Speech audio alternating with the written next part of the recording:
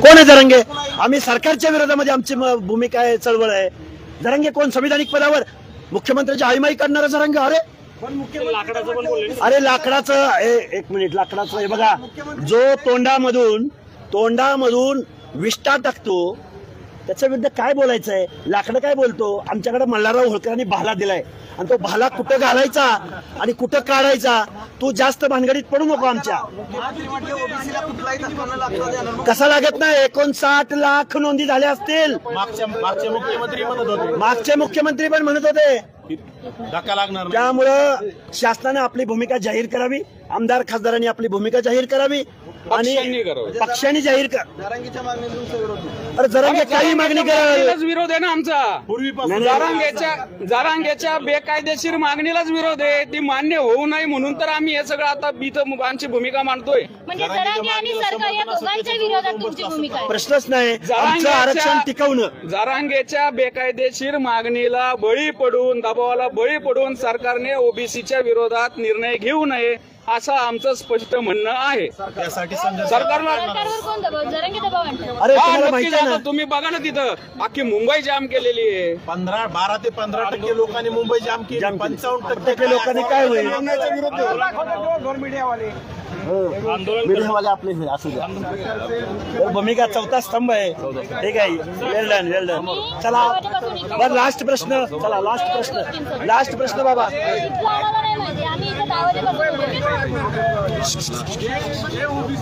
जे आमदार आणि जे खासदार, परत एकदा सांगतो संपूर्ण महाराष्ट्राला, सांगोल्याचे आमदार डॉक्टर बाबासाहेब देशमुख, माढ्याचे आमदार अभिजित पाटील, माळशिरसचे आमदार उत्तमराव जानकर, बीडचे खासदार बजरंग सोनवणे, माजलगावचे आमदार प्रकाश सोळंके, संदीप क्षीरसागर, ते पापडे आमदार कोण? विजय पंडित, बंडू जाधव, अंबादास दानवे, आष्टीकर, ओमराजे निंबाळकर, सुरेश लंके. तुमचं ओबीसी आरक्षणाबद्दल काय मत आहे? कैलास पाटील, अजून कोण? सुरेश दास. तुमचं ओबीसी आरक्षणाबद्दल काय मत आहे ते सांगा, नाहीतर या आमदार खासदारावरती ओबीसी बांधव त्यांच्यावरती बहिष्कार घालतील, बायकॉट करतील. पापड्या झाला की किती वेळा पापड्या. धन्यवाद.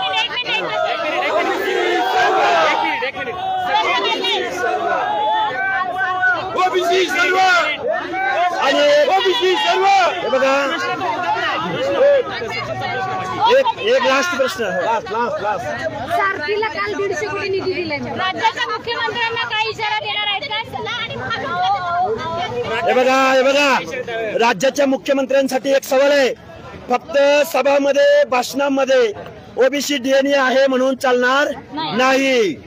तुम्हाला 59 लाख जर बोगस सर्टिफिकेट वाटली गेली असतील तर ओबीसीचं आरक्षण टिकलंय का तुम्ही सांगा.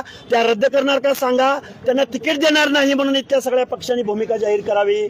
आणि अजून एक आमच्या विद्यार्थ्यांचा प्रश्न आहे, जो जेआर आहे, गव्हर्नमेंट रिझोल्युशन आहे, जो न्याय सारथीला तोच मारतीला, तोच तारतीला तोच महाज्योतीला. आज परत अजितदादा पवार या जातीवादी उपमुख्यमंत्र्यांनी सारथीला 150 कोटी रुपये दिले, पण महाज्योतीच्या पोरांना आजपर्यंत निधी दिलेला नाही. निषेध व्यक्त करतो आम्ही अजितदादा पवारांच्या जातीवादी उपमुख्यमंत्र्याचा.